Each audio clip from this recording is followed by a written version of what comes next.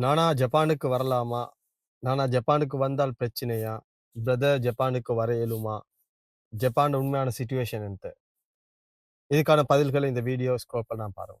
அஸ்ஸலாமு அலைக்கும் வரஹ்மத்துல்லாஹி வபரகாத்துஹு. அ வியூவர்ஸ் தொடர்ந்தும் மெசஞ்சர்லயும், காமெண்ட் செக்ஷன்லயும் வந்து நிறையிற ஒரு காமெண்ட்ஸ் தான், இல்லாட்டி மெசேஜ் தான். ஜப்பான்ல இப்ப இருக்கிற சிட்யூவேஷனுக்கு வந்து எங்களுக்கு ஜப்பானுக்கு வர இயலுமா? ஜப்பானுக்கு விசா போட்டிக்கிறேன். ஜப்பானுக்கு இன்னும் விசா வரல. அ வந்தா பிரச்சனையா? வேலை இக்குமா? என்ற கமெண்ட்ஸும், மெசேஜும் வந்து மிச்சம் நிறையுது. உண்மையிலே இந்த டாபிக் வந்து நான் பேசணும்னு எதிர்பார்த்த டாபிக் ஒன்றல்ல. நான் ஸ்டார்ட்லே நினைச்சிருந்தேன் இந்த டாபிக் வந்து பேசாம இருக்கிற நல்லம்னு சொல்லி. ஆனாலும் உடுதில்ல.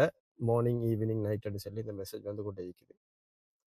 இதுக்கான பதில் வந்து உண்மையில நேரடியாக எனக்கு நீங்க ஜப்பானுக்கு வர பானம், இல்லாட்டி ஜப்பானுக்கு வாங்கோ என்று சொல்லலாம்.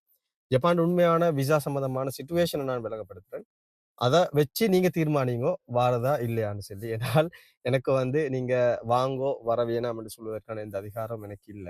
அதனால நான் இத ஷார்ட் அண்ட் ஸ்வீட்டா ஃபுல்லா சொல்றேன். கட்டாயம் ஃபாலோ பண்ணி இல்லாட்டி கட்டாயம் ஃபாலோ பண்ணி, இந்த வீடியோ எண்ட்ல வந்து அ தெளிவு இருந்தால் கட்டாயம் ஓகேன்னு சொல்லி ஒரு மெசேஜ் கமெண்டோட போடுங்க. சரி. விசா கேட்டகரி எதுல வாரன்றதும், அல்லது நீங்க வார கம்பெனியோட சிட்யூவேஷன் என்னன்றதும் தான் முக்கியம் உண்மையிலே ஜப்பானுக்கு வாரது ஐடியா இருக்கிறா என்றால். நீங்க டாக்குமெண்ட்ஸ் பாரம் குடுக்குறேன்னு சொன்னா, இந்த 2 விஷயத்தையும் கட்டாயம் தெளிவாக பார்த்துக்கோங்க. என்னன்னு சொன்னால், நீங்க வார விசா கேட்டகரி என்ன? 1 இயர் விசாவா? ஸ்டாஃப் விசாவா? எஸ்எஸ்டபிள்யூவா? அப்படி என்ற விசா கேட்டகரியும், அல்லது நீங்க வார கம்பெனியோட ஸ்டாண்டர்ட் என்த என்றத வந்து கட்டாயம் நீங்க தெரிஞ்சுக்கணும். நீங்க டாக்குமெண்ட்ஸ் பாரம் குடுக்கறதுக்கு முதல்ல. ஏனால் இப்ப இருக்கிற சிட்யூவேஷனுக்கு யாருக்கும் யாருக்கும் சொல்ல இயலாது. விசா கிடைக்கும், கிடைக்காது. இந்த கம்பெனிய இந்த கம்பெனியோட அ சச்சோ அல்லது பாஸ் மேனேஜருக்கு வந்து விசா ஈக்குமா? இல்லையா? முன்னுக்கு ரினிவல் கிடைக்குமா? கிடைக்காதான்னு சொல்லி யாருக்கும் சொல்ல இயலாத சிட்யூவேஷன் தான் உண்மையா பேய்த்து கொண்டிருக்குது. அதனால அ அந்த மாதிரி கமெண்ட், மெசேஜ் நீங்க போடுற நேரம் கட்டாயமாக நீங்க தெரிஞ்சுக்கணும். நீங்க பாரம் குடுக்குறது, இல்லாட்டி நீங்க விசா போட கேட்கிற விசா கேட்டகரி எந்த கேட்டகரியில நீங்க வரப்போறது என்றது வந்து முக்கியமாக முன் வரக்கூடிய காலங்கள்ல வந்து எஸ்எஸ்டபிள்யூ விசான்னு சொல்லி அந்த விசா கேட்டகரிக்கு வந்து பெரிய ஒரு தட்டுப்பாடு ஏற்படும் என்ற மாதிரியான கருத்துக்களும் ஜப்பான்ல பரவலாக பேசப்படுது. அதனால நீங்க வரப்போற விசா எந்த விசா கேட்டகரி என்றதும், அதேபோல நீங்க வார கம்பெனி, இல்லாட்டி நீங்க வார விசா நீங்க போடப் போற கம்பெனியோட ஸ்டாண்டர்டையும் வச்சு தான் உங்களுக்கு விசா கிடைக்குமா? கிடைக்காதா? என்றது வந்து தீர்மானிக்கப்படுது என்றத இந்த வீடியோல நான் சொல்லிக் கொள்றேன்.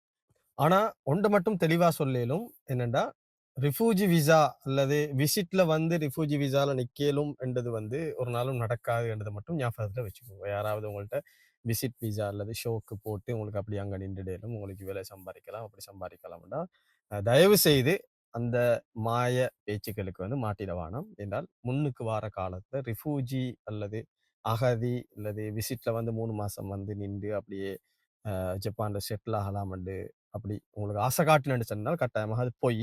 அவங்க அதுக்கு பிறகு அவங்க ரெஸ்பான்சிபிள் பாரம் எடுக்க மாட்டாங்கன்றத மட்டும் நீங்க ஞாபகத்துல வச்சுக்கோங்க.